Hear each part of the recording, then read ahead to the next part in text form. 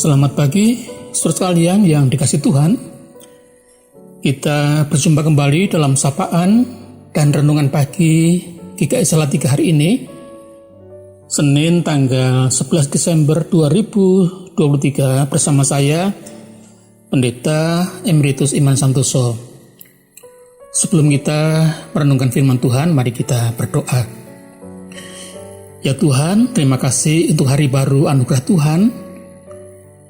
Sebelum kami beraktivitas, kami mau sebentar merenungkan firman-Mu. Berkatilah kami ya Tuhan. Dalam nama Tuhan Yesus kami berdoa. Amin. Ketika saya masih kecil, saya ingat bahwa saya sangat senang setiap Natal tiba.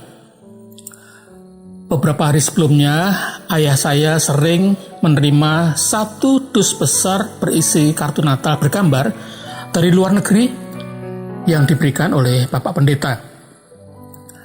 Kartu Natal bergambar itu tidak baru, namun kartu Natal bekas yang telah dipakai beberapa tahun sebelumnya karena sudah ada tulisan di baliknya. Meskipun kartu Natal itu tidak baru, namun masih bagus dengan gambar-gambar yang sangat bagus pula.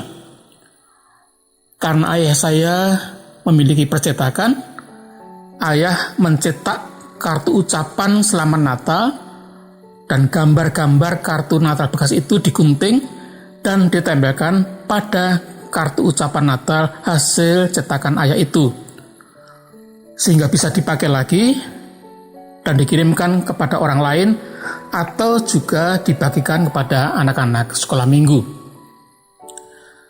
Saya juga masih ingat ketika Natal tiba, saya dan adik-adik diberikan baju baru.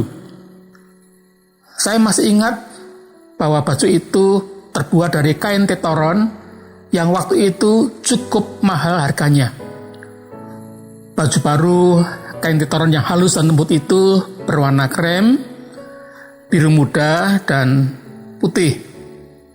Semua sangat bagus dan saya senang sekali memilikinya.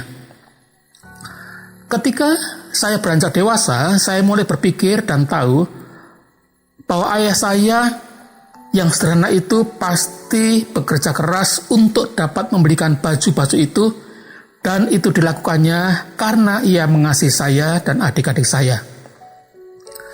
Demikianlah kenangan masa kanak-kanak saya tentang Natal dan kesadaran bahwa ayah sangat mengasihi saya.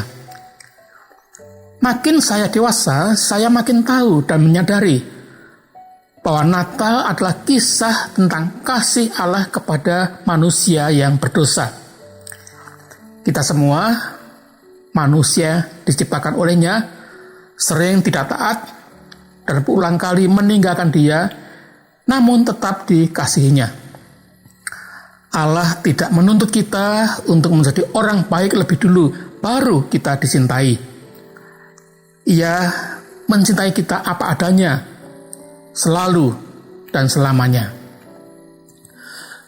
Sejak menjadi orang Kristen, berapa kalikah saudara merayakan Natal?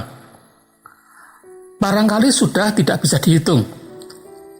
Terlebih jika saudara lahir dalam sebuah keluarga Kristen, ayah dan ibu saudara Kristen, tentu saudara sudah mengenal Natal sejak kecil.